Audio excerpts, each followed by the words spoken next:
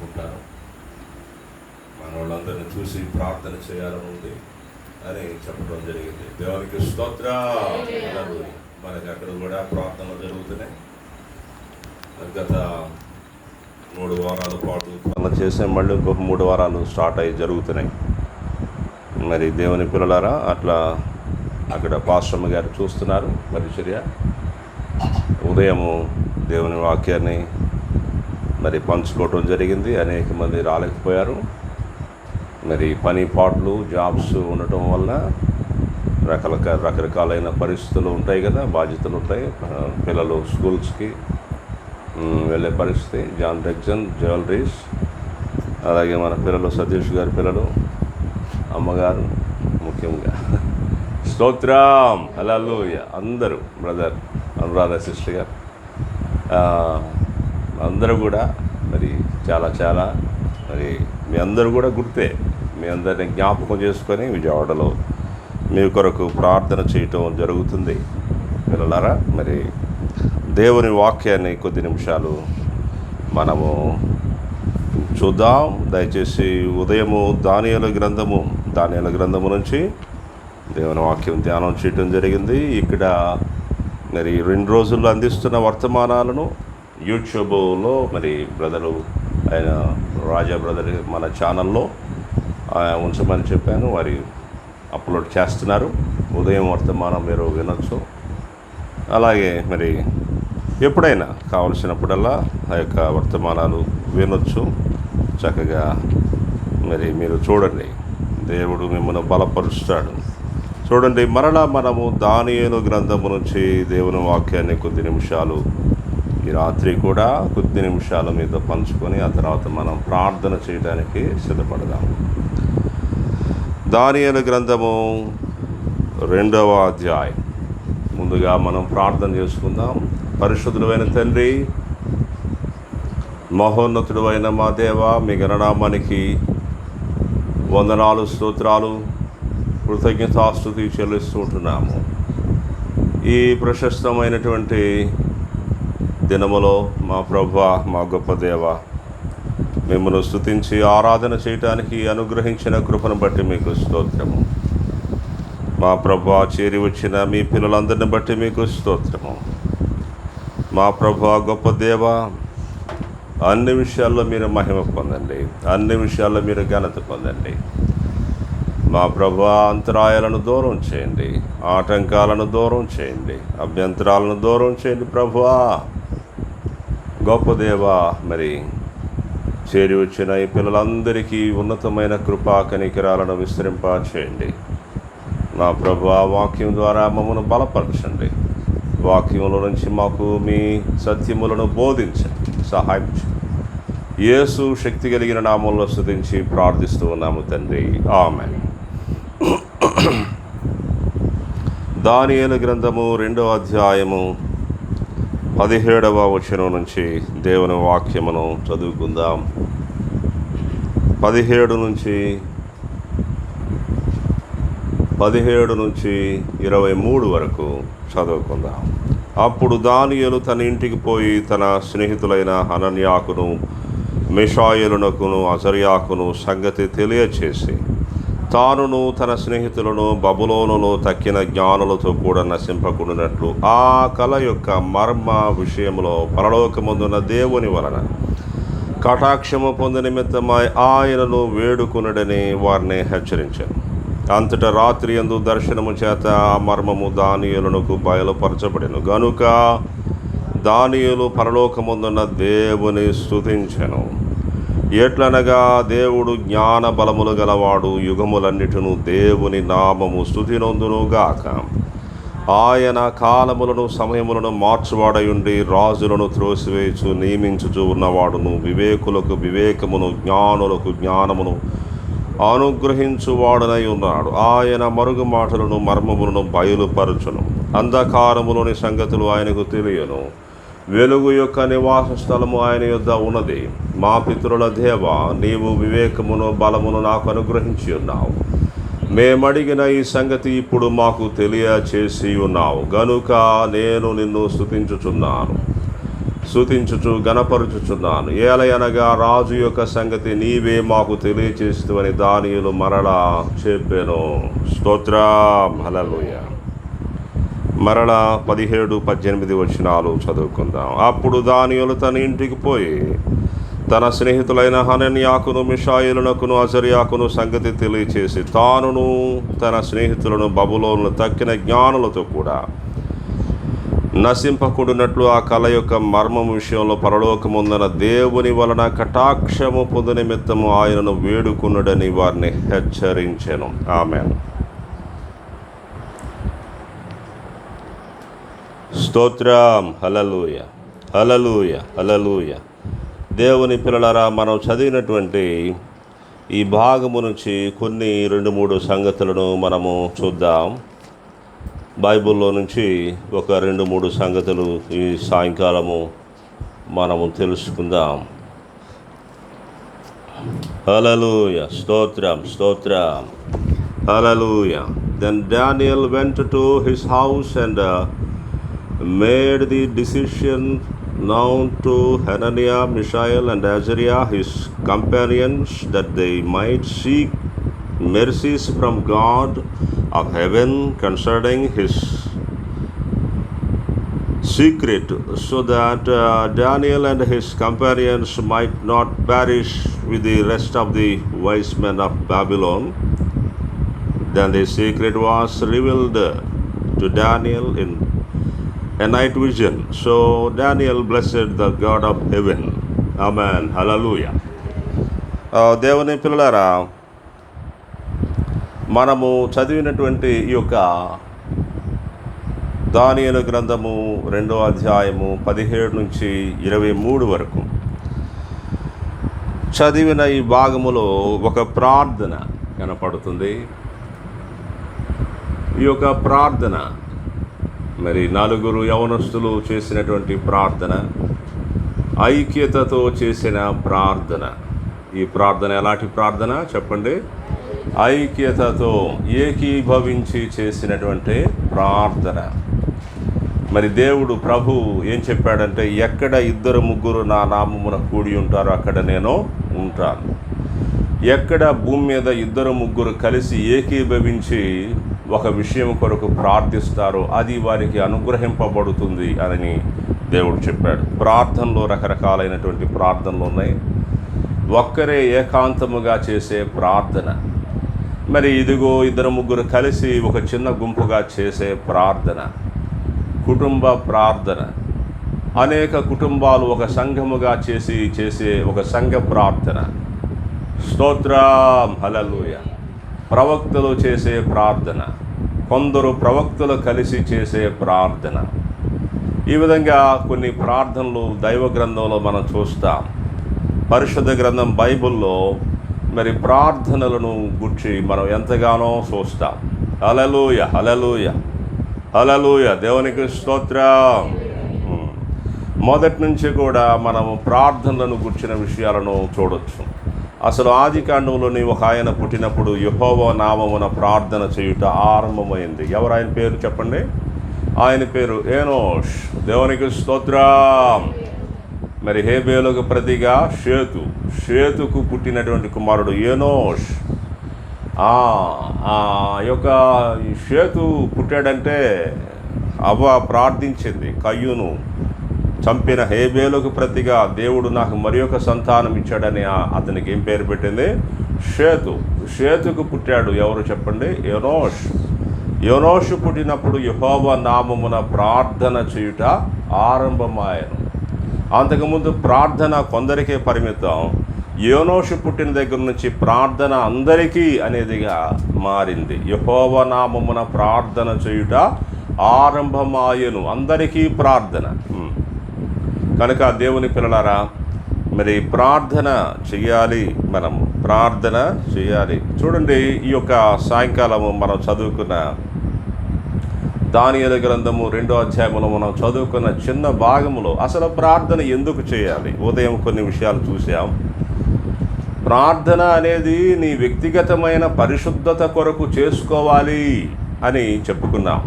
ప్రార్థన దేనికి అవసరం చెప్పండి? ఒక వ్యక్తి ఎందుకు ప్రార్థన చేయాలి? అది చిన్న ప్రార్థన అయినా పెద్ద ప్రార్థన అయినా, ప్రార్థన అనేటటువంటి ఒక అనుభవంలో ఒక మనుషుడు ఎందుకు ఉండాలి? ఒక మనుషుడు దేవునికి కన్నులెత్తి లేక కన్నులు మూసుకొని స్తోత్రం హల్లెలూయా అంటే కన్నులు మూయటమైనా తెరవటమైనా అనేటటువంటిది ప్రార్థనలో ప్రాముఖ్యం ఏమిటంటే మన మనసు, మన ఆంతర్యం, తలంపులను దేవుని వైపుకు కేంద్రీకరించుట. అది కొన్నిసార్లు మనం లోకం కనపడుతుందని కళ్ళు మూసుకుంటాం అంతే. కొంతమంది కళ్ళు మూసుకోకపోయినా లోకం చూడరు. స్తోత్రం హల్లెలూయా, అర్థమైందని ఆ మాట. కళ్ళు తెరిచున్నా లోకం చూడరు. కళ్ళు తెరిచుంటే అంతే, కానీ లోపల ఏకాగ్రత దేవుని మీద ఉంటుంది. అందుచేత చూడండి, ప్రార్థన ఎందుకు చెయ్యాలి? ఎందుకు ప్రార్థన చేయాలని అంటే, ఉదయం మనం చెప్పుకున్న మొదటిగా మన వ్యక్తిగతమైన పరిశుద్ధత కొరకు ప్రార్థన చేయాలి. దేవుని పిల్లలు ఎవరికి వారే మరి నీ వ్యక్తిగతమైన పవిత్రత నీకు కలగాలన్నా, ఆ పవిత్రతలో నీవు బలపడాలన్నా, దేవుని పరిశుద్ధతను నీవు సంతరించుకోవాలంటే, లేక దేవుడు తన పరిశుద్ధతను నీకు ఇచ్చి నిన్ను పరిశుద్ధపరచాలనంటే అది ప్రేయర్. ప్రార్థన ద్వారా మనము పవిత్రపరచబడతాం. ప్రార్థన చేయుచుండగా స్తోత్రం హల్లెలూయా పవిత్రత మనలోనికి వస్తుంది. ఇదిగో అతడు ప్రార్థన చేయుచున్నాడు. ఎవరిని గురించి చెప్పాడన్నమాట? అననీయాకు దేవుడు సౌలును గురించి చెప్పాడు. అననీయ, ఇదిగో సౌలు అను తార్సువాడైనటువంటి ఆ సౌలును గురించి విచారణ చెయ్యి, వెళ్ళు, అతడు ప్రార్థన చేస్తున్నాడు. ఓ దేవుడా, నువ్వు నాకు కనపడ్డావు, నీవు ఎవరో నాకు తెలియదు, నీవు హింసించుతున్న యేసును అని అన్నావు, ఇంకా అంతకంటే నాకు తెలియదు, నిన్ను గురించి నాకు తెలియచే నేను ఏం చేయాలి? ఇదిగో నేను ఇప్పుడు చేయాల్సిన పని ఏంటి? ఇదంతా నాకు ఎందుకు జరిగింది? ఓ దేవా, నిన్ను గూర్చి నేను ఇంకా తెలుసుకోవాలనుకుంటున్నాను, నీవెవరు నాకు బయలుపరుచుకో అని ప్రార్థించి ఉంటాడు బహుశా. దేవునికి స్తోత్రం. అతను మహాపట్టుదల కలిగిన వ్యక్తి, చాలా జటిలమైన వ్యక్తి, చాలా తెలివైన వ్యక్తి, చాలా జ్ఞానవంతుడు. చూడండి, అతను ప్రార్థన చేస్తూ ఉన్నాడు. అప్పుడు దేవుడు ఆ ప్రార్థనలకి, అననీయ వెళ్ళు, తార్సువాడు సౌలు ప్రార్థన చేయుచున్నాడు. అననీయ అను మనుష్యుడు రావటం చూశాడు అతడు దర్శనంలో. వెళ్ళి అతని గురించి విచారణ చెయ్యి. అతడు ప్రార్థన చేస్తూ ఉండగా అననీయ వెళ్ళాడంట. సౌలా, సహోదరుడా, ప్రభువు నన్ను పంపించాడు నిన్ను గురించి, నీవు ప్రార్థన చేస్తున్నావు, ఇదిగో మరి నీకు ఆయన తన ఆలోచన చెప్పాలని పంపించాడు, నీకు ఇప్పుడు ఏం చేయాలో తెలియదు కదా, అందుకనే దేవుడు నన్ను పంపించాడు నువ్వేం చేయాలో చెప్పడానికి. ఎందుకు ఇంకా లెగిసి నీ పాపములను కడిగి వేసుకో, బాప్తిస్మము పొందు, నిన్ను దర్శించిన వాడు ప్రభు అయిన యేసుక్రీస్తు వారు. ఆయనను అడుగు, ఆయన బిడ్డగా మారు. ఆయన బిడ్డగా మారాలంటే నీ పాపములను ఒప్పుకొని వాటిని కడిగి వేసుకో. ఇదిగో ఆయన విధించినటువంటి ఆ యొక్క ధర్మము ప్రకారము నీళ్ల బాప్తిసం పొందు. దేవుని పరిశుద్ధాత్ముడు నేను నింపుతాడు, అది రక్షణ. ఆ తర్వాత నువ్వు ఆయన బిడ్డవు అవుతా. ఆ తర్వాత ఆయన నేను నడిపించుకుంటాడు. సౌలా, నీ జీవితంలో ఇప్పుడు జరగాల్సింది ఇది. ఇంకెందుకు, లేచి నీ పాపములను కడిగి వేసుకునము. అక్కడ పవిత్రపరచబడుతున్నాడు. స్తోత్రం. దేవుని పరిశుద్ధాత్ముడు దేవుని పిల్లలు ప్రార్థన చేయుచు ఉండగా వారిని పరిశుద్ధపరుస్తాడు. ప్రియమైన సహోదరి సహోదరుడా, మన వ్యక్తిగతమైన జీవితాలు పరిశుద్ధపరచబడుట కొరకై ఏం చేయాలి చెప్పండి? ప్రార్థన. ఎవరికి వారే, నీవు తెల్లవారుజామున లేచి చేస్తావో, లేక దినములో 3 సార్లు చేస్తావో, 5 సార్లు, ఎన్నిసార్లు చేస్తావు, ప్రార్థన చేయాలి. మెట్టుకు మన జీవితాల్లో ప్రార్థన జరగాలి.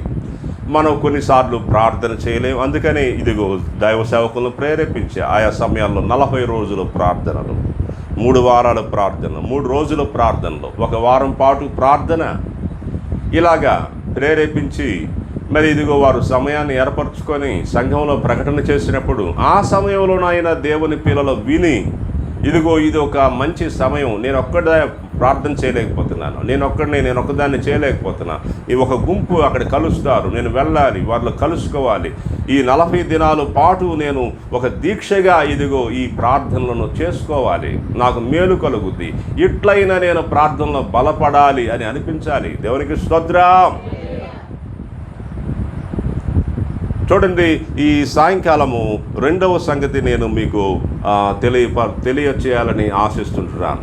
ప్రార్థన ఎందుకు చేయాలంటే రెండవదిగా అది మన అవసరత. స్తోత్రం. ఏంటది చెప్పండి? మన అవసరత. చూడండి, ఇక్కడ దానియేలుకు అవసరత ఏర్పడింది, ప్రార్థించాల్సిన అవసరత ఏర్పడింది. అతడు నిత్యం దేవునికి ప్రార్థన చేయవాడే. దానియేలు రోజుకి 3 సార్లు ప్రార్థించేవాడు. దినములకు ఎన్నిసార్లు చెప్పండి? 3 సార్లు ప్రార్థించేవాడు. ముమ్మారు మోకరించి తన ఇంటి గదిలోనికి వెళ్ళి తలుపు వేసి కిటికీ తలుపులు యెరూషలేము దిశగా తెరిచి యెరూషలేము దిశగా అతడు తిరిగి, ఎందుకు అటు దేవుని మందిరం ఉన్నది, దేవుని మందిరం వైపు అతడు కన్నులెత్తి చూస్తూ దేవుని మందిరపు దిక్కుగుండా అతడు నిలబడి చూస్తూ దేవుని జ్ఞాపకం చేసుకుంటూ దేవుని బ్రతిమాలుకొనుచూ ఉండే ఒక వాడుక ఆయన జీవితంలో ఉంది. దినములకు ఎన్నిసార్లు చెప్పండి? 3 సార్లు. ఈ 2వ అధ్యాయంలో 3 సార్లు కంటే ఎక్కువగా ప్రార్థన చేయాల్సిన అవసరత ఏర్పడింది. ఎందుకు ప్రార్థించాలంటే మన అవసరత అలాంటిది. కొన్నిసార్లు మనకు ఎలాంటి అవసరతలు వస్తాయంటే, చూడండి, ఎక్కువగా ప్రార్థించాల్సిన అవసరత వస్తుంది. ఎలాంటి అవసరతలు ఎలా ఉంటాయి అంటే, సాధారణంగా నీవు ఎప్పుడు వలె చేసే ప్రార్థన సరిపోదు. కొంత బలమైన ప్రార్థన చేయాల్సి ఉంటుంది. రోజుకు 2 సార్లు 3 సార్లు చేస్తాం కాదు, ఒక 10 సార్లు చేయాల్సిన అవసరత ఉంటుంది. హల్లెలూయా.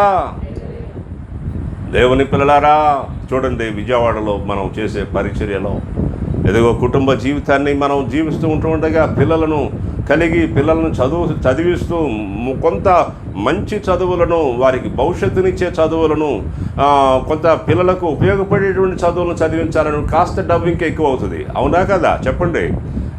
చూడండి దేవుని పిల్లలారా, మరి ఆ విధంగా వెళుతూ ఉండగా ఎంత ఖర్చు అనేది ఉంది. పిల్లలను చదివించే విషయంలో, పిల్లలను ప్రతిరోజు చక్కబరిచి పంపించే విషయంలో ఎంత ప్రయాసం ఉంటుంది. మరి చూడండి, డబ్బు అనేది అవసరం వస్తూ ఉంటుంది కుటుంబంలో. మరి ఇదిగో ఎంతో మరి కుటుంబాన్ని మనం నడిపించుకునే విషయంలో ఎన్నో అవసరతలు, ఎన్నో భారాలు, ఎన్నో బాధ్యతలు ఉంటాయి. ఎంత ఖర్చు ఉంటుంది నేను చెప్పాలా? చెప్పండి. హల్లెలూయా, హల్లెలూయా, హల్లెలూయా. కొన్నిసార్లు ఎప్పటిలాగానే ప్రతి నెలలో ఏ విధంగా ఖర్చు ఏ లెవెల్లో ఉంటుందో ఆ లెవెల్లో ఉండదు. కొన్నిసార్లు 2-3 అంతలు అవుతుంది. అప్పుడు ఏం చేయాలి? ఒకేసారి ఇంత పెద్ద లాట్ వచ్చేసి పడిపోద్ది. ఏం చేయాలి? స్తోత్రం. నేను చేసేది ఇదే,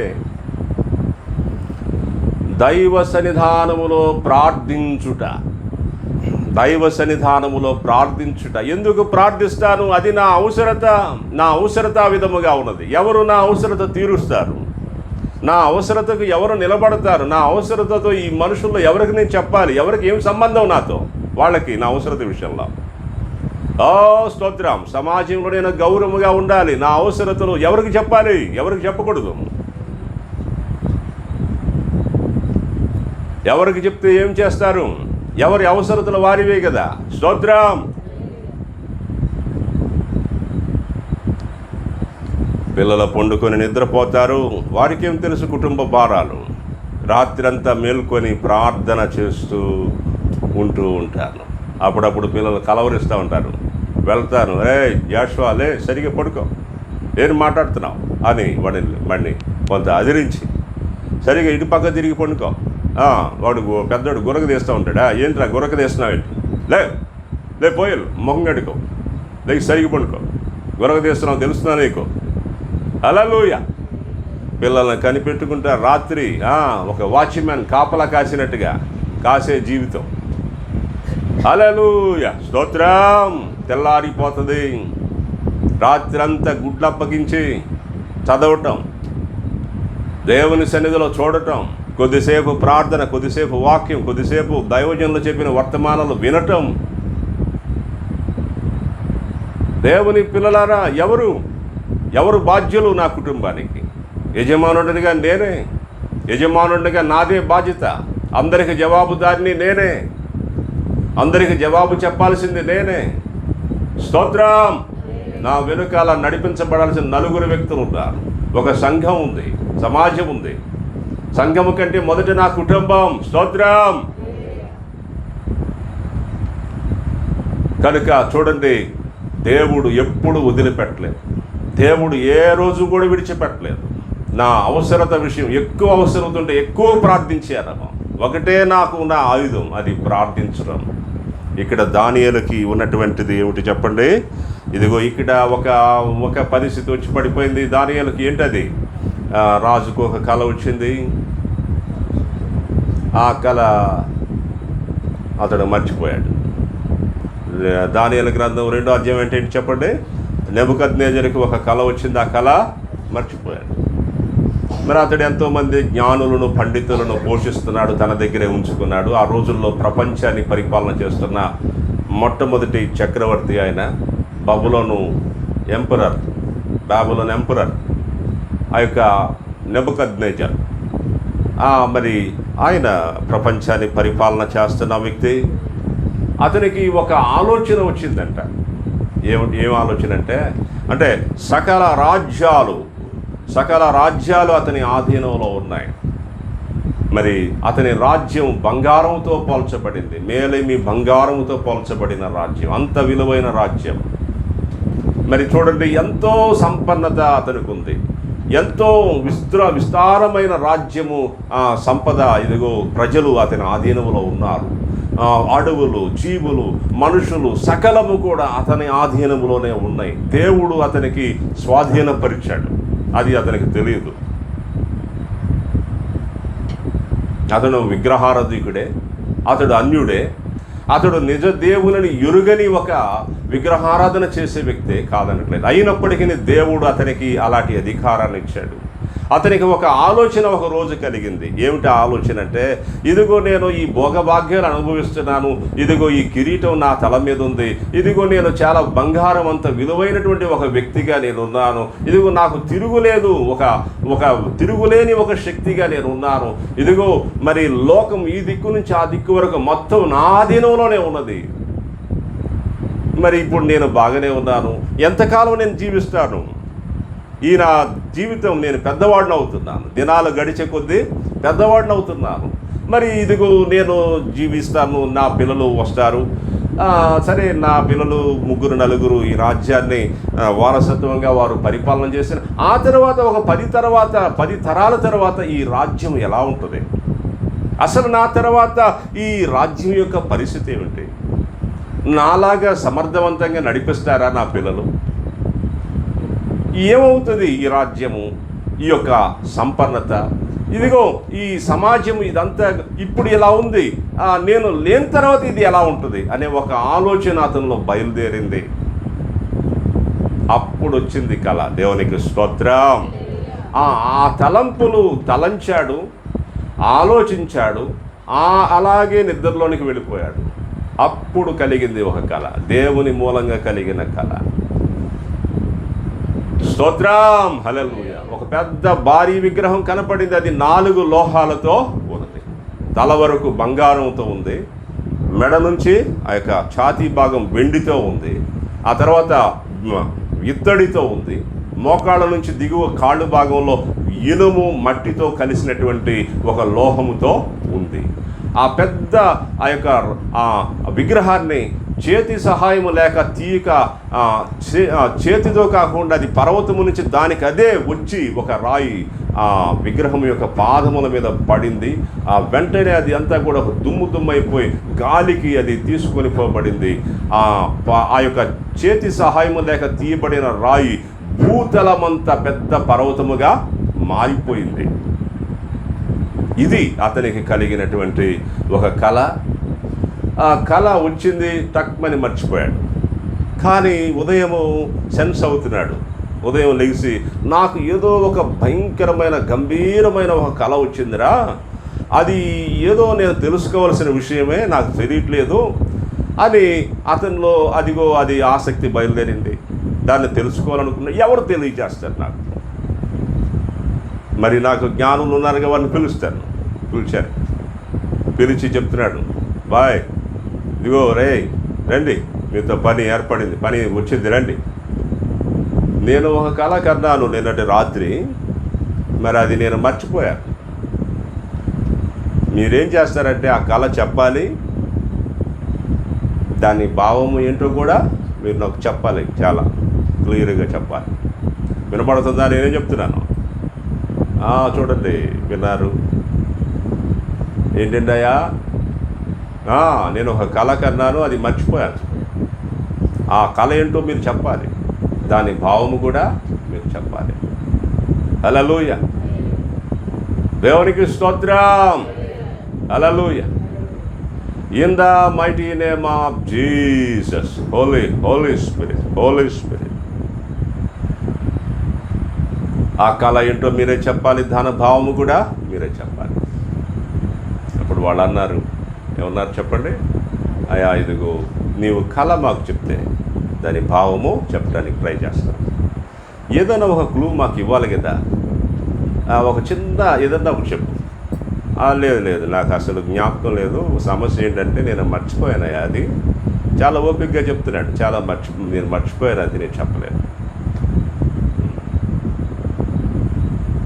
అప్పుడు వాడు కంగారు పడ్డారా? లేదయ్యా, కొద్దిగా నువ్వు చెప్పాలి. లేదు, మీరు నా సమస్యను ఇక్కడ పరిష్కరించాలి. నా కళ మీరు చెప్పాలి, భావము కూడా. అప్పుడు ఆయనకి, ఇది భూమి మీద మనుషులు చెప్పలేరు, మేమే కాదు ఎవరు కూడా దీనికి సమాధానం చెప్పలేరు. దేవుడే దీనికి సమాధానం చెప్తాడు, కానీ ఆ పరిశుద్ధ దేవుడు మనుషులతో ఉండడు కదా. అయితే జ్ఞానుల గుంపు అంతటిని కూడా ఆయన చంపేసేయాలనుకున్నప్పుడు మరి ఏమైంది చెప్పండి? ఆ గుంపులో వీరు కూడా ఉన్నారు. ఇదిగో అది సమస్య, అది అవసరత. దేవుని పిల్లలారా, ఆ యొక్క అవసరత అది. జ్ఞానులతో పాటు వీరు కూడా చంపబడే పరిస్థితికి లోనయ్యారు. దానియేలు, హనన్యా, మిషాయలు, అజర్యా నలుగురు కూడా ఇప్పుడు వారితో పాటు ఆ యొక్క శిక్షలోనికి వెళ్ళిపోవలసిన పరిస్థితి. చూడండి, ఆపద ఎలా మనుషుల మీదకి ముంచుకొస్తుందో తెలియదు. చూడండి, భక్తిహీనులకు వచ్చే ఆపద కొన్నిసార్లు దేవుని పిల్లలు కూడా శక తగులుద్ది. అయితే దేవుని పిల్లలు దేవుని ఆశ్రయించి తమను తాము కాపాడుకుంటారు. అప్పుడు ప్రార్థన చేసి దానియేలు ఆ సంగతి స్నేహితులతో మాట్లాడి ఏమన్నాడు చెప్పండి? మీరు వెళ్ళండి, పరలోకమందున్న దేవుని యొక్క అనుగ్రహాన్ని మనం పొందాలి. ఆయన ఆ కళ మనకు తెలియచేస్తాడు, దాని భావాన్ని కూడా తెలియపరుస్తాడు. వెళ్ళండి, వెళ్ళి దేవుణ్ణి వేడుకోండి, దేవుణ్ణి అడగండి.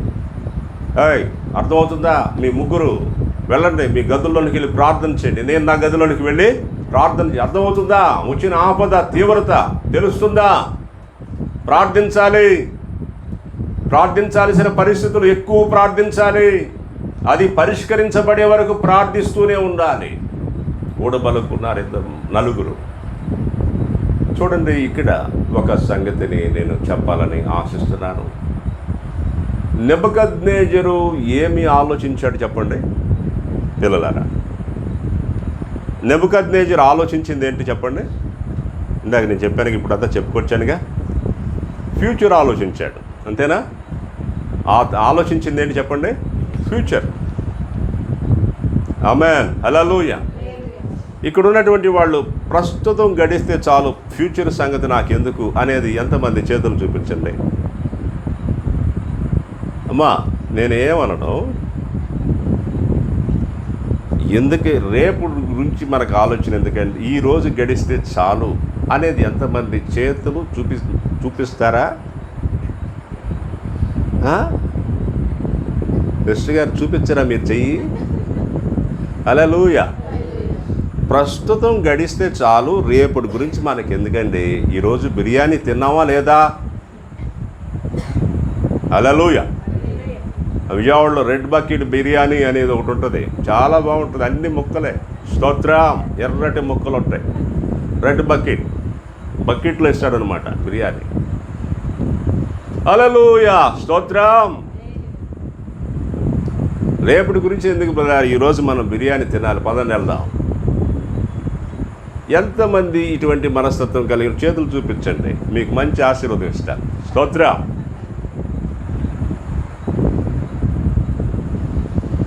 రేపటి సంగతి ఏంట్రా, రేపు వచ్చే నెల సంగతి ఏంటి, ఈ సంవత్సరం అంతా పరిస్థితి ఎలా గడపాలరా, ఈ విధంగా ఆలోచించేది ఎవరు చెప్పండి?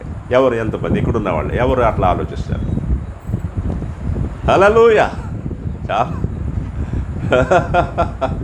హల్లెలూయా, స్తోత్రం.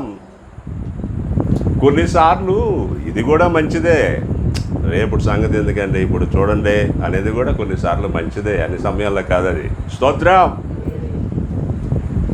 దేవుని పిల్లలారా, నేను ఉన్నంతకాలం ఓకే, నా పిల్లలను నడిపిస్తాను. నేను లేని రోజుల్లో నా పిల్లలు ఎలా ఉంటారు, నేను లేని రోజున ఇదిగో నా పిల్లలు ఎలా వారి బ్రతుకులను నడిపించుకుంటారు, ఇదిగో నేను లేని రోజున ఈ సంఘం యొక్క పరిస్థితి ఏంటి, ఈ సమాజం యొక్క పరిస్థితి ఏంటి అని చూడండి. అటువంటి ఆలోచన అనేటటువంటిది ఎవరికి ఉంటుంది? ఎవరు బాధ్యతాయుతమైన వ్యక్తిలో బాధ్యతాయుతంగా ఎవరుంటారో వారికే ఉంటుంది అలాంటి ఆలోచన. దేవుడు ఎప్పుడు అలాంటి వ్యక్తులను ఇష్టపడతాడు. స్తోత్రం. భవిష్యత్తును గురించి ఆలోచించుట, సరే ప్రస్తుతం కాలం ఇలా ఉంది, రాబోయే కాలం ఎలా ఉంటుంది అని తలంచుట, అది మనకు అవసరం. రాబోయే రోజులు ఎలాంటి రోజులు, ఎలాంటి పరిస్థితులను మనం ఎదుర్కోబోతున్నాం, ఇదిగో ఇంకా 10 సంవత్సరాలు గడిచిన తర్వాత పరిస్థితులు ఎలా ఉంటాయి, ఇదిగో ఇప్పుడు నా వయసు 48 సంవత్సరాలు, ఇదిగో నేను బ్రతికితే ఒక 20-30 సంవత్సరాలు తర్వాత ఎలా ఉంటుంది, లోకం యొక్క పరిస్థితి ఎలా ఉంటుంది, లోకంలో నా బిడ్డలు ఎలా ఉంటారు, నా కుటుంబాలు ఎలా ఉంటాయి. ఎందరికీ ఉంది ఈ ఆలోచన? ఇలాంటి ఆలోచన, ఈ ఆలోచనను మనం ఏం చెప్పాలి? మంచి ఆలోచన, చెడ్డ ఆలోచన? మంచి ఆలోచన. దేవునికి స్తోత్రం. మనుషులు ఈ విధమైనటువంటి ఆలోచన కలిగిన వారిగా ఉండాలనేది దేవుని సంకల్పం. ఈ నెబుకద్నెజరు ఇతడు అన్యుడైనా సరే ఇతనిలో చాలా మంచి లక్షణాలు ఉన్నాయి. దేవునికి స్తోత్రం. ఒకటి ఇదే, తన ప్రస్తుతమును గురించి తృప్తి పడినటువంటి వాడు కాదు. ఓకే ప్రస్తుతం ఓకే, భవిష్యత్తు ఏంటి, నేను ఉండను ఒక రోజున, అప్పుడేంటి ఈ సామ్రాజ్యం, ఈ రాజ్యం, ఈ పరిస్థితులు ఆలోచించాడు. అతనికి దేవుడు బయలుపరిచాడు. దేవునికి స్తోత్రం. భవిష్యత్తును గురించి చింతించేటటువంటి వ్యక్తులను దేవుడు చూస్తాడు. దేవుడు వారికి తప్పక వారి భవిష్యత్తు ఏంటో తెలియచేస్తాడు. వారి భవిష్యత్తు కొరకై ఒక నిరీక్షణ వారికి ఇస్తాడు. స్తోత్రం. హల్లెలూయా. దాన్ని వాక్యంలో నుంచి మనం చూస్తాం. ఇప్పుడు నెబుకద్నెజరుకు అంతకుముందు కళలు ఎప్పుడు రాలేదు. ఎప్పుడు వచ్చింది కళ చెప్పండి? తన ఫ్యూచరు, తన గురించి, తన యొక్క కుటుంబం గురించి, తన రాజ్యమును గురించిన భవిష్యత్తు విషయమై అతడు కాస్త సంకటపడుతూ ఆలోచిస్తున్న టైంలో దేవుడు బయలుపరిచాడు. నీ తర్వాత మరి అదిగోండి. అయితే దేవుడు బయలుపరిచాడు, కానీ అతనికి ఇంకా క్లారిటీ కలగల. స్తోత్రం. చూపించాడు దేవుడు. తన తర్వాత ఒక 4-5 రాజ్యాల వరకు భవిష్యత్తు ఎలా ఉంటుందో ఆ రాజ్యాల యొక్క మర్మము దేవుడు తెలియపరిచాడు. కానీ అది తెలుసుకోవాలంటే ఇంకా అతడు వెల చెల్లించాల్సి ఉంది. దేవునికి స్తోత్రం. దేవుడు తన ఆశిస్తూ ఉన్న భవిష్యత్తును గురించిన విషయం తెలియపరిచాడు, కానీ అది ఇంకా అతనికి స్పష్టముగా తెలియజేయబడాలంటే అతడు వెల చెల్లించాలి. ఆ వెల ఏంటి అని అంటే ప్రార్థన అను వెల. స్తోత్రం. ఏ వెల అది చెప్పండి? ప్రార్థన అను వెల దేవునికి నీవు చెల్లించాలి. అంటే చెల్లించడం అంటే ఏంటి? నీ భవిష్యత్తును గురించి నీకు మనకు ఆలోచన ఉండొచ్చు. మన పిల్లల భవిష్యత్తు ఏంటి, మన కుటుంబాల భవిష్యత్తు ఏంటి, ఒక చింత మనకు ఉండొచ్చు. కానీ దేవుని యొద్ద ప్రార్థన రూపంలో నువ్వు వెల చెల్లించాలి నీ భవిష్యత్తును గురించిన ఆలోచన విషయమై. హల్లెలూయా. ప్రభువా, నా భవిష్యత్తు ఏంటి, నా పిల్లల భవిష్యత్తు ఏంటి, నా పిల్లలు ఏమవుతారు, నా పిల్లలను నేను ఎలా నడిపించాలి, నా పిల్లలకి ఏం బోధించాలి, నా పిల్లలకి ఏ మార్గం చూపించాలి, నా పిల్లలకి ఎలా నేను పునాదులు వేయాలి. ప్రభువా, ఇదిగో పలానా వారి భవిష్యత్తు ఏంటి, ఈ లోకం యొక్క భవిష్యత్తు ఏంటి, తెలుసుకోవాలనుందా? దేవుడు తెలియచేస్తాడు, తప్పక స్పష్టంగా తెలియచేస్తాడు. నీవు ఉండగానే నీవు ఏమేమి చేయాలో మొత్తం నీకు బోధపరుస్తాడు. అయితే ఇవన్నీ నీకు తెలియజేయబడుటకు గాను నీవు వెలను చెల్లించాలి. ఎక్కడ చెప్పండి? దైవ సన్నిధానములో ప్రార్థించుట ద్వారా. స్తోత్రం. అతనికి ప్రార్థన చేయటం రాదుగా, మరి అన్యుడు కదా. ఎవరు? నెబుకద్నెజరు. అందుకనే దానియేలు ఒక ప్రార్థనా పరుడిని కనెక్ట్ చేశాడు దేవుడు అతనికి. స్తోత్రం. ఆయన ప్రార్థన చేస్తున్నాడు. దానియేలు, అయ్యా ఇదిగో మరి రాజుకి ఒక కళ వచ్చిందంట. ఆ కళ ఏంటినైనా అది మా మీదకి వచ్చి పడింది. స్తోత్రం. హల్లెలూయా. అతడు చేస్తున్న ప్రార్థన అని చెప్పండి. ఇప్పుడు అది మా చావు బతుకులకి అది కారణం అయింది. మేము చస్తావేమో. స్తోత్రం. అయ్యా ఇదిగో ఏంటి నాయనా కళ, చూపించినాయనా. ప్రభువా చూపించయ్యా, రాజుకి బయలుపరచబడిన కళ ఏమిటి చూపించినాయన. ఇదే ప్రార్థన. ఎంతసేపు ప్రార్థన చేశారో, ఎన్ని రోజులు ప్రార్థన చేశారో మనకైతే తెలీదు. కొన్ని రోజుల పాటు వారు ప్రార్థనలు చేశారు. ఒక రోజున ఏమైంది చెప్పండి? సేమ్ అదే కళ ప్రార్థనలో ఉండగా దానియేలుకు ఒక తెర మీద చూపించబడ్డట్టుగా మొత్తం దేవుడు చూపించాడు. అదే విగ్రహం, అదే లోహాలతో ఉన్న. చూపించడమే కాదు, దాని అర్థము కూడా క్లియర్గా స్పష్టంగా అతని జ్ఞాపకం ఉండిపోయింది. దేవుడే అతనికి జ్ఞాపకం ఉండేటట్టు చేశాడు. దాని అర్థం బంగారము అంటే అది నెబుకద్నెజరుకు నేను ఇచ్చిన రాజ్యం. వెండి అనంటే అతని తర్వాత అతనికంటే తక్కువైన రాజ్యం, అది మిడో పెర్షియన్ రాజ్యం, మాదియుల రాజ్యం. పర్షియన్స్ వస్తారు, బాబులోనియన్స్ తర్వాత. పర్షియన్స్ తర్వాత గ్రీకులు వస్తారు, అది ఇత్తడితో పోల్చబడిన రాజ్యం. గ్రీకుల తర్వాత ఈ ప్రపంచాన్ని రోమియులు అనేవాళ్ళు ఏలతారు, అది ఇనుముతో పోల్చబడిన రాజ్యం. రోమియోలు పరిపాలన చేసిన తర్వాత ఒక నిలకడ లేని తాత్కాలికమైన రాజ్యాలు లోకాన్ని పరిపాలన చేస్తూ ఉంటాయి. ఇదిగో ఆ రాజ్యాల తర్వాత దేవుడు, పరలోకముందున్న దేవుడు ఒక శాశ్వతమైన రాజ్యాన్ని ఏర్పరచనై ఉన్నాడు. చేతి సహాయము లేక తీయబడిన రాయి ఆ యొక్క రాజు, అది దేవుని రాజ్యం. ఈ కళ యొక్క మర్మము ఇదే. దేవుడు ఇదిగో ఈ దర్శనములో చూపించబడినట్లుగానే ఈ ప్రపంచ చరిత్రను జరిగించబోతున్నాడు. స్తోత్రం. నెబుకద్నెజరు బంగారం అంత విలువైన రాజ్యే, కానీ ఆ రాజు అతనికి ఆ అధికారాన్ని అంత స్థాయిని ఇచ్చింది అసలైన సిసలైన పరలోకముందున్న ఆ అధికారి. స్తోత్రం. ఈ రాజులందరూ గతిస్తారు, కానీ ఆ రాజు అలాగే ఉంటాడు. ఆయన రాజులకు రాజు, ప్రభువులకు ప్రభు. ఆయన సర్వాధికారి, సార్వభౌముడు. ఆయన మర్మములను బయలుపరచువాడు, జ్ఞానమునిచ్చేవాడు. ఆ విషయాన్ని దేవుడు దానియేలుకు తెలియపరిచాడు. క్లియర్గా అతనికి స్పష్టంగా గుర్తుండిపోయినాయి. చూడండి, ఇదంతా వాస్తవముగా ఎవరికి చెప్పాలి చెప్పండి? నెబుకద్నెజరుకి చెప్పాలి దేవుడు. కానీ అతడు ప్రార్థనను వేళ చెల్లించలేడుగా. స్తోత్రం. హల్లెలూయా. భవిష్యత్తును గుర్చిన చింత ఎవరిది? దానియేలుదా, నెబుకద్నెజరుదా? నెబుకద్నెజరుదే. ప్రార్థనను వేళ చెల్లించలేడు అతను. పిల్లలారా, మన అవసరత ఈరోజు ఏమిటి అని అంటే నీ భవిష్యత్తును గురించిన ఆలోచన. మన అవసరత ఏమిటి అని అంటే మన పిల్లలను గురించిన ఆలోచన. మన పిల్లలను గురించిన ఆలోచన. ఇదిగో ఎలాగా నా పిల్లల్ని ఏం చేయాలి, నా కుటుంబం ఏం చేయాలి, నా పరిస్థితి ఏంటి?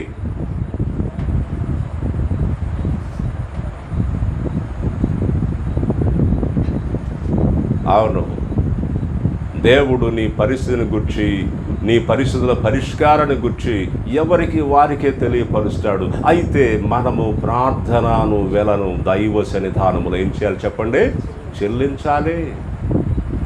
ప్రభువా, నా కుమారుడు పెద్దోడు జషూరన్, వాడిని నేను BCA చదివిస్తున్నాను, వాడిని ఏం చేయాలి నేను? చూపించిన ఆయన. స్తోత్రం. ఒకసారి నేను వాడు 10th అయిపోయిన తర్వాత హెచ్ఈసీలో జాయిన్ చేద్దామని వెళ్తే అసలు ఆ గ్రూపే తీసేశారు, నాకు తెలియదు. స్తోత్రం. స్టడీని గురించి అంత అవగాహన లేదనుకోండి. అయితే తెలియక వెళ్ళాను కేబిఎన్ కాలేజ్ అని. మన సార్ ఉన్నారు, వారికి తెలుసు. దేవునికి స్తోత్రం. వెళ్తే అది ఆ గ్రూప్ ఇప్పుడు పాతదండి, తీసాం. ఇప్పుడు ఏఎన్టీ బీసీఏ ఇట్లా కొత్త గ్రూపులు కొన్ని పెట్టారండి, దీంట్లో ఎంచుకోండి. ఈ బీసీఏ ఏంటి అండి బ్యాచులర్ కంప్యూటర్ అప్లికేషన్ చెప్పాడు. అప్పుడు కుమారుడితో చెప్పాను, అరే జషురా నీకు కంప్యూటర్ ఇంట్రెస్టే కదరా అన్న. వాడు బాగా ఇష్టపడతాడు కంప్యూటర్ని. అవును డాడీ, మరి చదువుతావు దాన్ని.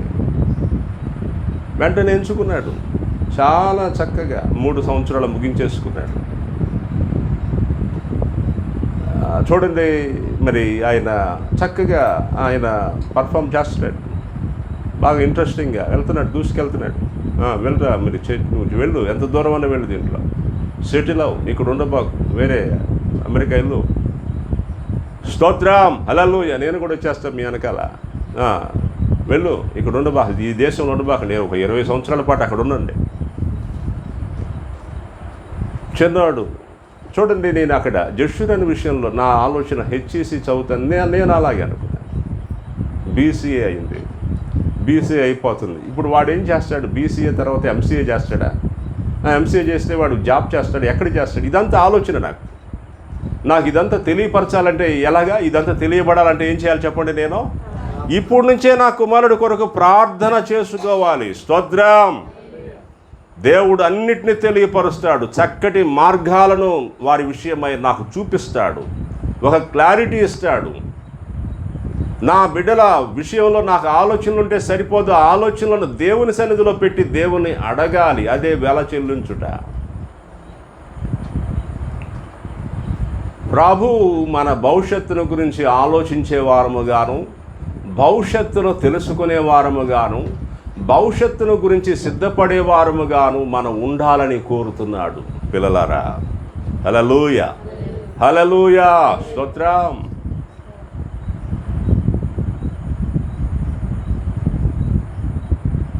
నేను మీకు ఉదాహరణకి ఇంకొక విషయాన్ని తెలియపరుస్తాను, ముగిస్తాను, టైం అయింది కదండి. మనకు బైబిల్లోని అబ్రహాము అని ఉన్నాడు. ఆయనకి దేవుడు భవిష్యత్తును తెలియపరచాడు. ప్రార్థన అను వెల చెల్లించాల్సి ఉంది. ఆయన 2 సార్లు భవిష్యత్తును దేవుడు తెలియచేశాడు అబ్రహాముకి. ఒకటి, తన సోదరుడు లోతు ఉన్న ప్రదేశాల మీదకి ఒక గొప్ప ఆపద రాబోతుంది అనే విషయం రాకముందే తెలియపరిచాడు. చూడండి, ఒక్కసారి వాక్యముల నుంచి మనము ఆ మాటలు చూద్దాం. ఆదికాండము. దేవునికి స్తోత్రం, హల్లెలూయా. ఆదికాండము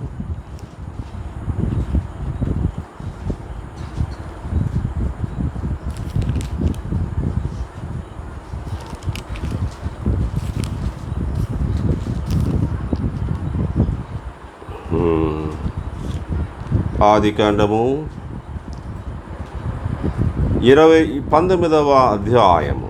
ఆదికాండము 19వ అధ్యాయము 27 నుంచి. తెల్లవారినప్పుడు అబ్రహాము లేచి తాను యెహోవా సన్నిధిని నిలిచిన చోటికి వచ్చి సొదొమ గొమొర్రాల తట్టును ఆ మైదానపు ప్రదేశము యావత్తును చూడగా అదిగో ఆ ప్రదేశపు పొగ ఆవము పొగవలె లేచుచుండెను. దేవుడు ఆ మైదానపు పట్టణములను పాడు చేసినప్పుడు దేవుడు అబ్రహామును జ్ఞాపకము చేసుకొని లోతు కాపురమున్న పట్టణములను నాశనం చేసినప్పుడు ఆ నాశనము మధ్యన లోతు నశించకుండా అతన్ని తప్పించెను. స్తోత్రం. దేవుడు అబ్రహామును జ్ఞాపకం చేసుకొని దేవుడు ఆ లోతును తప్పించాడంట. మరి ఆయన ఇదిగో ఆ యొక్క లోతుకు రాబోతున్న ఆపద లోతుకు తెలియచేయలేదు, కానీ అబ్రహాముకు దేవుడు తెలియచేశాడు. ఎందుకంటే అతడు ఒక ప్రార్థన పరుడు.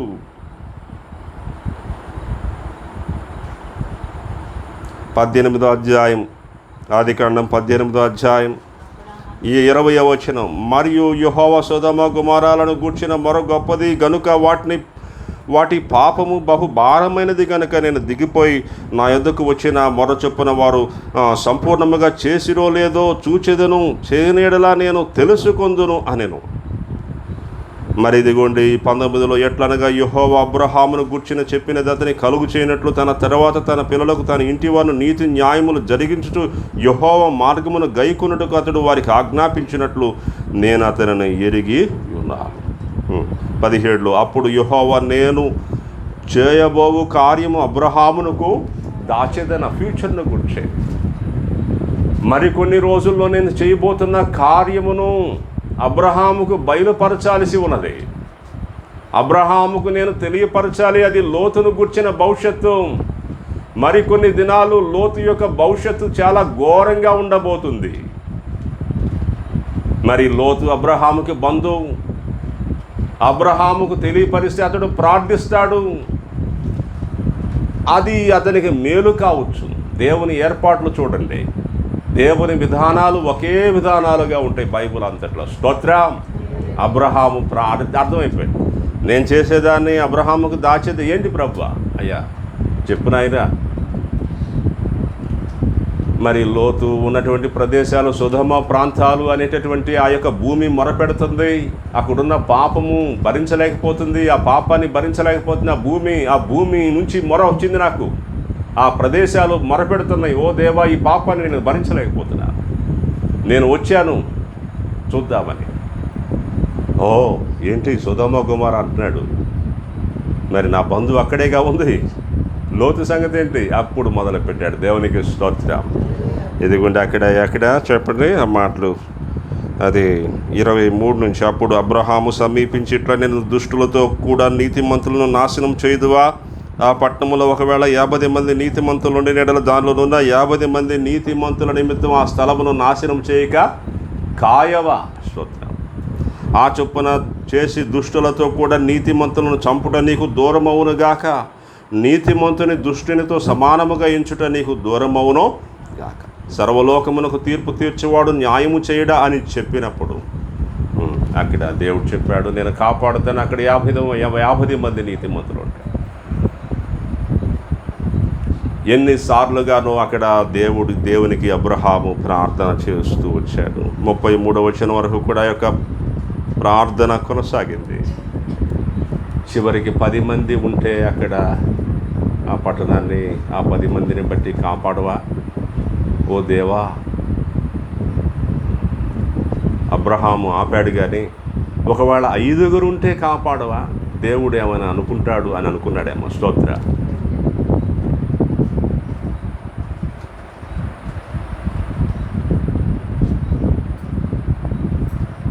మరొక చోట కూడా దేవుడు తన యొక్క ఫ్యూచర్ని తెలియపరిచాడు. అది 15వ అధ్యాయం, ఆదికాండం 15వ అధ్యాయంలోనే చూడండి. తన యొక్క సంతానము తమది కాని దేశములో 400 సంవత్సరాలు వారికి అక్కడ ఉంటారు. వారు అక్కడ ఇబ్బంది పడతారు. 4వ తరాన్ని మరలా నేను ఇక్కడికి తీసుకొని వస్తాను అని చెప్పాడు. 15వ అధ్యాయము ఆయన 15-13 నుంచి. ఆయన నీ సంతతి వారు తమది కాని పరదేశమందు నివసించి ఆ దేశపు వారికి దాసులుగా నుందురు. వారు 400 ఏండ్లు వీరిని శ్రమ పెట్టుదురు. వీరు ఎవరికి దాసులవుదురు ఆ జనమునకు నేనే తీర్పు. తరువాత వారు మిక్కిలి ఆస్తితో బయలుదేరి వచ్చేదరు. నీవు క్షేమముగా నీ పితరుల యొద్దకు పోయేదు. మంచి వృద్ధాప్యమందు పాతి పెట్టబడదు. అమోరీయుల అక్రమం ఇంకా సంపూర్ణము కాలేదు కనుక నీ 4వ తరం వారు ఇక్కడికి మరలా వచ్చేదరని నిశ్చయముగా తెలుసుకొనమని అబ్రహాముతో చెప్పారు. ఇదంతా ఫ్యూచర్ని గురించి. దేవుడు ఫ్యూచర్ని గురించి తెలియపరుస్తున్నాడు. ఫ్యూచర్ని గురించి తెలుసుకునే వారముగాను, అందుకొరకు సిద్ధపడే వారముగాను, మన భవిష్యత్తు దేవుని కృప వలన మంచి భవిష్యత్తుగా ఉండేటట్లుగా చూడండి, దేవుని సన్నిధిలో మనం ప్రార్థించాలి. మన మంచి భవిష్యత్తు కొరకు వెల చెల్లించే వారముగా మనం ఉండాలి. హల్లెలూయా. అర్థమవుతున్నదా దేవుని పిల్లలారా? ఇక్కడ దేవుడు చూడండి, ఆ అమోరీయులు అనేవాళ్ళు గురించి చెప్పాడు. చూశారు, అసలు భూమి మీదే లేరు వాళ్ళు. అమోరీయుల అక్రమము సంపూర్ణము కాలేదు. అబ్రహాముతో ఆ మాట చెప్పినప్పుడు అసలు అమోరీయులు అనేవాళ్ళే లేరు. తన దగ్గర నుంచి ఎన్నో తరం వరకు చెప్పాడు చెప్పండి? నీ 4వ తరం, నీ సంతతి వారు తమది కాని దేశములో 400 సంవత్సరాలు పరదేశులుగా ఉంటారు, వారు బాధ పెడతారు నీ సంతతి వారిని. ఇదిగో ఇలాంటి పరిస్థితులు జరగనై ఎందుకు చెప్పాడు అబ్రహాం ఆలోచించాడు. ఓ ప్రభువా, నన్ను పిలిచావు, నన్ను రప్పించావు, ఇదిగో నాకు ఒక కుమారుడిని ఇచ్చావు, ఆ కుమారుడికి పిల్లలు కలిగారు, ఇదిగో నా జనం ఒక రోజున ఏమవుతుంది, ఏంటి అసలు నీ ఉద్దేశం అంతా తెలుసుకోవాలనిపించింది. తెలియపరిచాడు అబ్రహాంకు దేవుడు. అబ్రహాం అప్పుడే ప్రార్థించుంటాడు, ఓ నా దేవా, నా పిల్లలను, నా సంతతిని కాపాడు, ఇదిగో నా పిల్లలను ఆశీర్వదించు, నా పిల్లల మీద ఎవడి చెయ్యి భారంగా ఉండకుండా చెయ్యి, నా పిల్లలను బాధించే వారి నుంచి నా పిల్లలను విడిపించు, నా సంతతిని ఆశీర్వదించు, నా సంతతి దాసులుగా బానిసలుగా ఉండకూడదు, నా సంతతి మీద మీ కృప రాని అని అబ్రహాము ప్రార్థించి ఉండడా? తమది కాని దేశములని సంతతి వారు 400 సంవత్సరాలు ఎలా ఉంటారు? వారు శ్రమ పడేవారిగా ఉంటారు అన్నప్పుడు అబ్రహాము ప్రార్థించి ఉండడా? లోతు కొరకే ప్రార్థించినప్పుడు తన సంతతిని గురించి ప్రార్థించి ఉండడా? తప్పక ప్రార్థించుంటాడు. పిల్లలారా,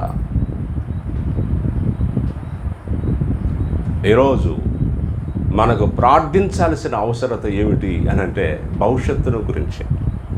చూడండి, ఇప్పుడు పరిస్థితులు ఏంటో తెలుసా? నేను ఈ సంగతిని చెప్పి ముగిస్తాను. క్రైస్తవ బిడలకు, క్రైస్తవ సంఘం మీదకి శ్రమలు రాబోతున్నాయా అనే ఒక డౌటు నాలో, హృదయంలో. స్తోత్రం, హల్లెలూయా. ఇండియాలో ఏం జరగబోతుంది? క్రైస్తవ జనాంగానికి మరికొన్ని రోజుల్లో ఎలాంటి పరిస్థితులు రాబోతున్నాయి? ఇదిగో ఒకవేళ క్రైస్తవ జనాంగం దగ్గరికి వచ్చి, అదిగో వాళ్ళు వచ్చి గొంతు మీద కత్తిపెట్టి క్రీస్తును విడిచిపెడతావా లేక సస్తావా అనంటే ఎంతమంది నిలుస్తారు? ఇలాంటి పరిస్థితులే క్రైస్తవులైన పిల్లలకు వస్తే పరిస్థితి ఏంటి? ఎంతమంది నిలుస్తారు? ఈ మధ్య దినాల్లోనే 2-3 సార్లు నాకు వచ్చిన కలలు నన్ను ఎంతో కలవరపరిచేవిగా ఉన్నాయి. ఉదయం లేచి దేవుని దాసురాలతో చెప్పాను, అమ్మాయి, క్రైస్తవ జనాంగం మీదకి శ్రమ రానయున్నది, ప్రార్థన చేయాలి మనం. దేవునికి స్తోత్రం. దేవుడు ఎందుకు ప్రార్థన చేయాలంటున్నాను? అవును, ప్రార్థన చెయ్యాలనే దేవుడు ఆ కళలను ముందుగా ఇవి రాకముందే బయలుపరుస్తున్నాడు. అవి బయలుపరచబడిన తర్వాత కూడా నేను ప్రార్థన చేయకపోతే దాన్ని ఏమనాలి? ప్రార్థన చేసుకున్న వాళ్ళు తప్పించబడతారు. ప్రార్థన చేసుకున్న వాళ్ళు దేవుని కృపను పొందుతారు. ప్రార్థన చేసుకున్న వారిని దేవుని కృప ఆవరిస్తుంది. ప్రార్థన నీ గురించే కాదు, అనేకుల కొరకు నీవు చేస్తే ఆ ప్రార్థన అనేకులకు సరిపోయేది. నీ ఓపిక ఎంతమందికి సరిపోయేటట్లుగా నీ ప్రార్థన చేస్తావు. చెయ్యి. స్తోత్రం, హల్లెలూయా. స్వార్థపరులముగా కూడా మనం ఉండకూడదు కదా. దేవునికి స్తోత్రం. మనమేనా? మన ఇల్లేనా? కాదు కదా. అనేకుల కొరకు ప్రార్థించే భారం మనకు అవసరం. పిల్లలారా, ఈరోజు ప్రార్థించాల్సిన అవసరత మనకు దేనికి సంబంధించి అంటే మన భవిష్యత్తుకు సంబంధించి, మన విశ్వాస సంబంధమైన భవిష్యత్తుకు సంబంధించి, మన యొక్క కుటుంబాల శారీరక సంబంధమైన జీవితాల భవిష్యత్తుకు సంబంధించింది కూడా. దీని కొరకు మనము ప్రార్థన చేయాలి. దేవుడు మన భవిష్యత్తును మనకు బయలుపరచడమే కాదు, మన భవిష్యత్తు విషయంలో ఉన్న శోధనలను కూడా ఆయన తొలగించి మనలను, మన సంతతిని ఆశీర్వాదకరంగా, దీవెనకరంగా, క్షేమకరముగా ఉండేటట్లుగా ఆయన నడిపించడం కొరకైనటువంటి కార్యమంతటిని చేస్తాడు. ఎప్పుడు చెప్పండి? ఏం చేయని అవసరంలా. భవిష్యత్తును మనం ఆపరేట్ చేయలేం, దేవుడు చేస్తాడు. మనం చేయాల్సింది ప్రార్థన. పిల్లలారా, అర్థమవుతుందా? అమ్మాయి, అర్థమవుతుందా? ఏంటి మనం చేయాలి? ప్రార్థన. నీ ఫ్యూచర్ కొరకు నీకు చింత ఉండాలి, కానీ ప్రార్థన చేసుకో. ఏవైనా శోధనలు, ఏవైనా తతంగాలు ఉన్నా కూడా వాటన్నిటినీ కూడా దేవుడు క్లియర్ చేస్తాడు, దేవుడు పరిష్కరిస్తాడు. దేవుడు మంచి భవిష్యత్తునుగా మనకు అమర్చి మన జీవితంలోనికి తీసుకొస్తాడు. దేవుడు అలాంటి కృప మనకు దయచేయునుగాక. ప్రార్థన చేసుకుందాం. మా ప్రభువా మీకు స్తోత్రము. ఈ సాయంకాలము మాకు ఇచ్చినటువంటి కృపా వరముకై స్తోత్రము. నెబుకద్నెజరు యొక్క భవిష్యత్తు కొరకు చింతించిన జ్ఞానవంతుడైన ఒక ఉత్తముడైన రాజు. అతడు ఒక సెక్యులర్గా ఉన్నప్పటికీ, అతడు ఒక అన్యుడిగా ఉన్నప్పటికీ, అతడు ఒక విగ్రహారాధికుడిగా ఉన్నప్పటికీ, భవిష్యత్తును గురించి అతడు ఆలోచించిన కోణములో అతడు ఉత్తముడు. అది మీకు నచ్చింది. దాన్ని మీరు చూచి తన భవిష్యత్తును తెలియపరిచారు.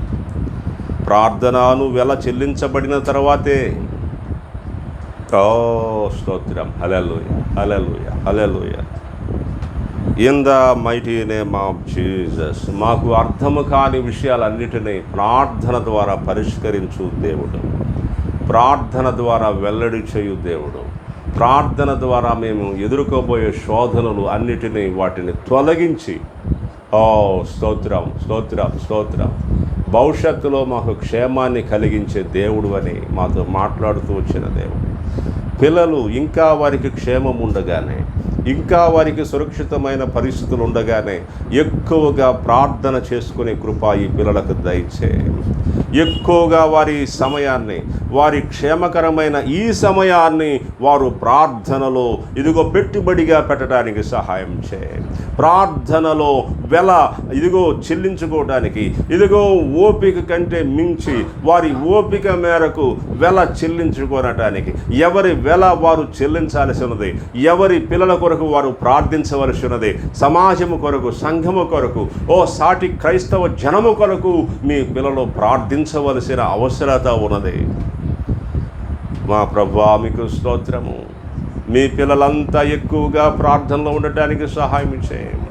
ప్రార్థించాలి అనే ప్రేరణ మీ పిల్లలలో కలిగించండి. ప్రార్థన ఎడల ఆసక్తి, ఇష్టము, ప్రార్థన ఎడల భారమును కలిగించండి మా ప్రభువా. అభ్యంతరాలను, ఆటంకాలను తీసివేసేయండి నాయన. వ్యర్థమైన వాటి నుంచి విడిపించండి. In the mighty name of Jesus. Hallelujah, hallelujah, hallelujah. కృప, మీ అపారమైన కృప, కృప, కృప, కృప. ప్రతి బిడ్డకి కృపను అనుగ్రహించు, బలపరచు, బలపరచు నాయన. యేసుక్రీస్తు వారి పరిశుద్ధ నామంలో ప్రార్థిస్తున్నాము తండ్రి. ఆమేన్.